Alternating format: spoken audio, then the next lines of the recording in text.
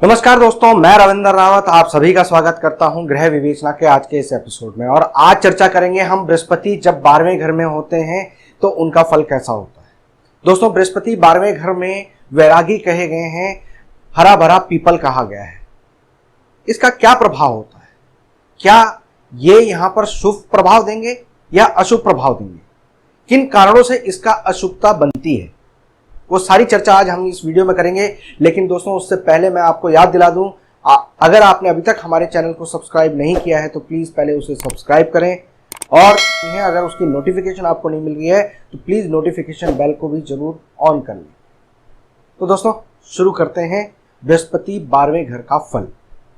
दोस्तों, 12वां घर आपको मालूम ही है, बृहस्पति का अपना पक्का घर है, लेकिन यहां पर वो साझा कर रहे हैं अपने पक्के घर को राहु के साथ। दोस्तों, जब भी बृहस्पति 12वें घर में आते हैं तो हम इसको राहु से मिला हुआ मानते हैं, यानी उसके अंदर कहीं ना कहीं राहु की भी प्रभाव एक्टिव होता है। और इन दोनों के योग से आपको मालूम ही है कि बुध बनता है नीला और पीला, यानी पीला बृहस्पति और नीला राहु, इन दोनों के मेल से हरा रंग उजागर होता है जो बुध है। तो दोस्तों, जब भी बृहस्पति 12वें घर में हो तो आप ये मान के चलें कि यहां पर 3 ग्रहों का प्रभाव है, बृहस्पति, राहु और बुध का। दोस्तों, यहां पर एक चीज समझने की जरूरत है कि ये खर्च का घर है और बृहस्पति त्याग को रिप्रेजेंट करते हैं। बृहस्पति के जो अनुयायी हैं या जो चेले हैं वो हैं केतुदेव, और केतुदेव इस घर में बहुत उत्तम होते हैं। तो यहां पर बृहस्पति अब एक तरह से त्यागी साधु की तरह हो जाते हैं, लेकिन उनके पास आर्थिक तंगी हो ऐसा नहीं होता, यानी फकीरी साधु नहीं होगा। अब बहुत पैसे वाला, बहुत समृद्ध या रुपए पैसे के हालात कमजोर नहीं होंगे, लेकिन साथ में उतना ही बड़े दिल वाला होगा, दानी होगा। जिस तरह से पीपल का पेड़ बहुत विशाल होता है लेकिन उतना ही झुका हुआ होता है और दूसरों को हमेशा अपनी तरफ से पॉजिटिव एनर्जी देता है, ऑक्सीजन देता है।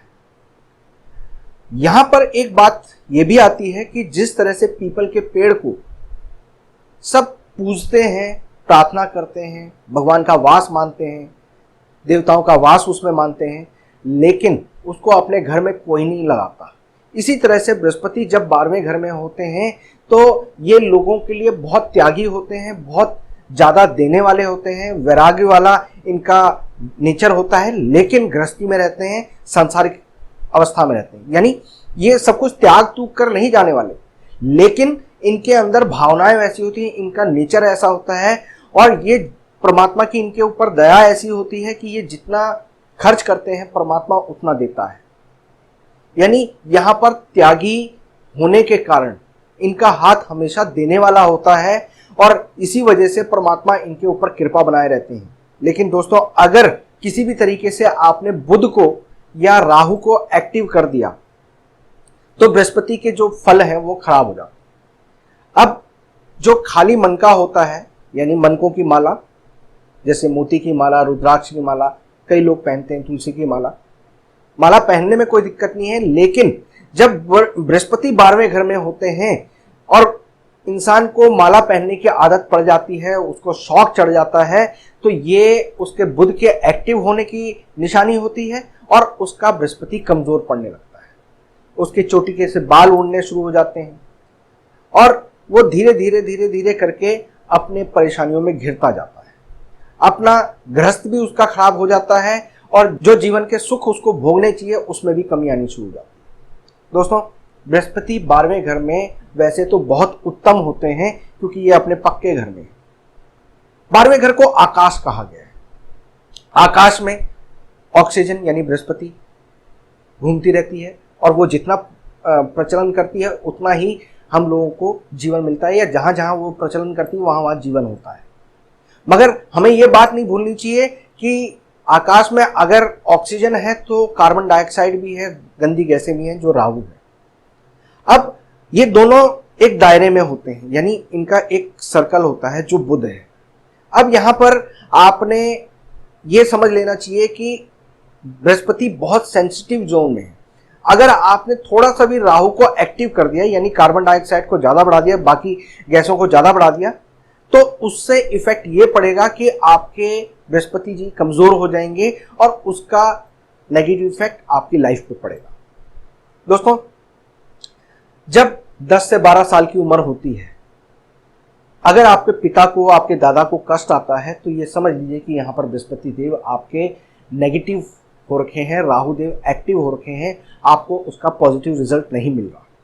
तो आपको यहां पर ध्यान देना चाहिए कि किस तरीके से आपने बृहस्पति को खराब किया हुआ। आप पहले ये चेक करें कि आपने घर में जो धार्मिक चीजें रखी होती हैं, चाहे वो मंदिर की घंटी हो या धार्मिक पुस्तकें हों या कोई किसी साधु बाबा से या कहीं किसी धर्म स्थान से आपको कोई पूजा के रूप में, प्रसाद के रूप में कोई चीज मिली, चाहे वो माता की चुन्नियां हों, चाहे धार्मिक पुस्तकें हों, चाहे कोई माला हो, कोई भी चीज इस तरह की जो धर्म के से जुड़ी हुई मिली है आपको, और आपने उसको कहीं स्टॉक में डेड रूप में रखा हुआ है, उसका निरादर कर रहे हैं आप, तो यहां पर बृहस्पति देव आपको नेगेटिव रिजल्ट्स देंगे।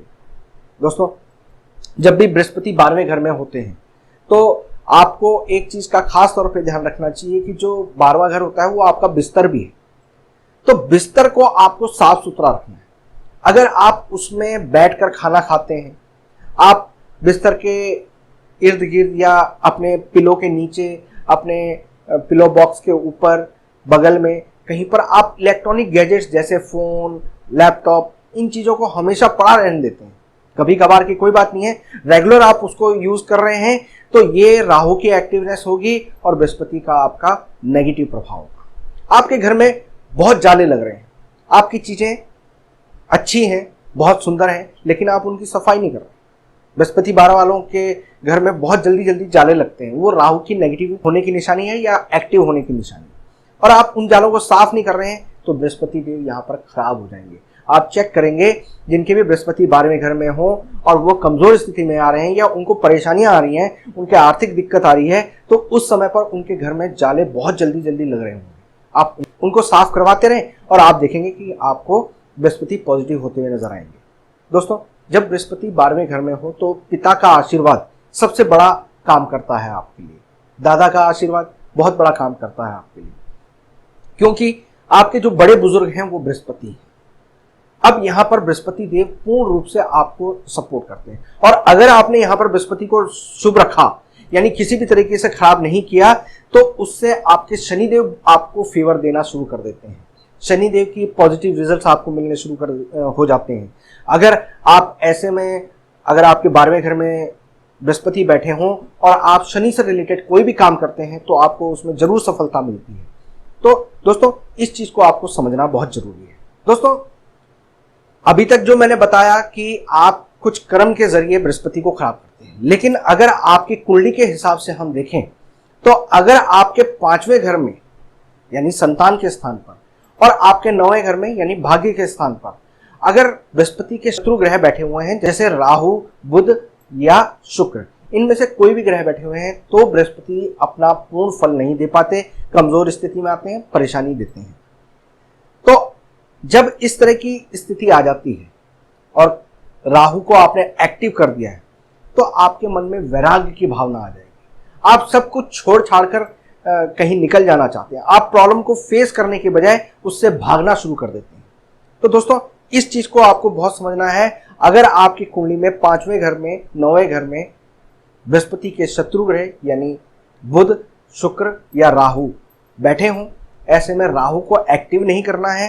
राहु की एक्टिवनेस किस तरह से होती है? आप इलेक्ट्रॉनिक गैजेट्स में हमेशा इन्वॉल्व रहते हो, या आप अपने घर को गंदा रखते हो, जाले लगने देते हो, तो उससे आपके राहु देव एक्टिव हो जाते हैं और ये आपके लिए एक भयानक स्थिति बन जाती है। ऐसा इंसान अपने घर परिवार को छोड़कर, उनके इमोशंस को छोड़कर वैराग्य की तरफ चला जाता है।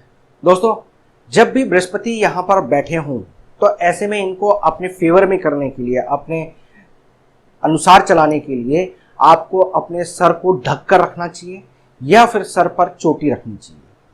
चोटी अगर आप बांध कर रखते हैं तो आपके लिए ये बृहस्पति देव कभी भी नेगेटिव असर नहीं देते, क्योंकि जब भी आप चोटी को बांधते हैं तो राहु कंट्रोल में रहता है। दूसरा, आप बरगद के पेड़ पर कच्चा मीठा दूध चढ़ाएं और गीली मिट्टी को माथे और नाभि पे लगाएं। इससे मंगल, चंद्रमा और बृहस्पति तीनों सपोर्ट में आते हैं और एक दूसरे को सपोर्ट करते हुए पापी ग्रहों के प्रभाव से कंट्रोल करवा देते हैं। आप जितना अपने शरीर पर सोना धारण कर सकते हैं उतना अच्छा है।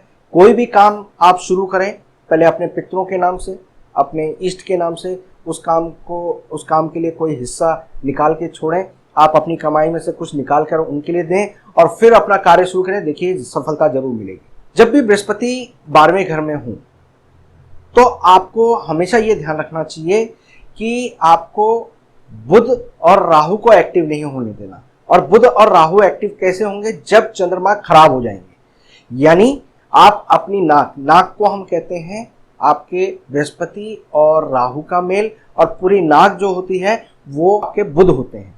अगर वो आपकी नाक बहती रहती है, आपके नाक में पानी रहता है, वो तो बृहस्पति की नेगेटिव होने की निशानी है, क्योंकि चंद्रमा के जरिए बृहस्पति को बल मिलता है।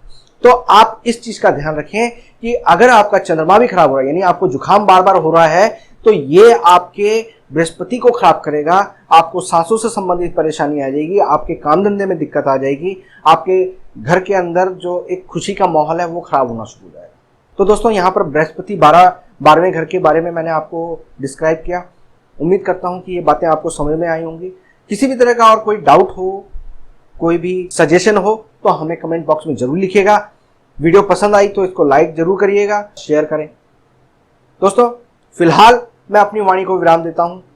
नमस्कार।